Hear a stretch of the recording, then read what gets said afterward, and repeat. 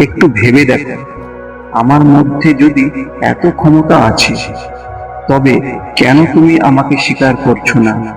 কেন আজ পর্যন্ত নিজেকে এই প্রশ্নটা করোনি? আমি কে? কে সেই জাদুকর যে আমার মধ্যেই বসে আছে আর আমার ভাগ্য নির্ধারণ করছে? কিভাবে তার সঙ্গে কথা বলবো? কিভাবে সেই শক্তিকে জাগ্রত করব? হয়তো তুমি আমাকে কখনো বোঝারই চেষ্টা করোনি। তুমি শুধু আমার মধ্যে তোমার ভয়, তোমার অভিযোগ আর তোমার নেগেটিভ থটস গুলোকে ধরে রেখেছো। আর তুমি ভাবছো যে তোমার জীবনে ভালো কিছু ঘটুক।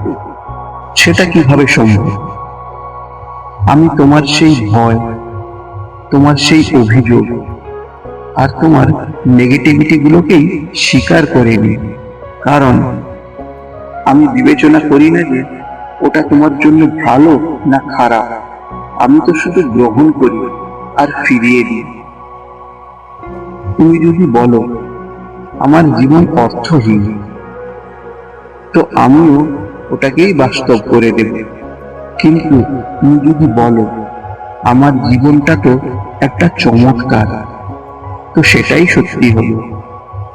তোমাকে শুধু শব্দ বদলাতে হবে, দেখবে তোমার ব্রহ্মাণ্ডও বদলে যাবে। আমাকে বদলাতে হবে না। তোমার শব্দের প্রকৃতি বদলানোর সাথে সাথে আমিও বদলে যাব। তোমার বিশ্বাসগুলো বদলানোর সাথে সাথে তোমার বাস্তবও বদলে যাবে। সেই কারণে শাস্ত্রেও লেখা আছে, যদ ভাবম তদ ভবতি।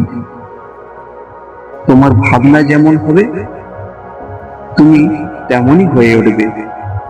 তুমি যেটাকে সত্য বলে বিশ্বাস করবে, আমি সেটাকেই সত্যি করে দেব। এই নিয়মটা আজকের নয়, নিয়মটা ততটাই প্রাচীন যতটা প্রাচীন এই ব্রহ্মাণ্ড। সৃষ্টির প্রথম স্পন্দন থেকেই আমি আছি। প্রতিটা ঋষিমুনি, প্রতিটা সাধক যে আত্মজ্ঞান পেয়েছে, সে আমাকেই সেজেছে, সে আমাকেই জাগ্রত করেছে। আর যখন আমি চোখ খুলেছি, তখন সে নিজেকে ব্রহ্মাণ্ডের সঙ্গে মিলিত হতে দেখেছে।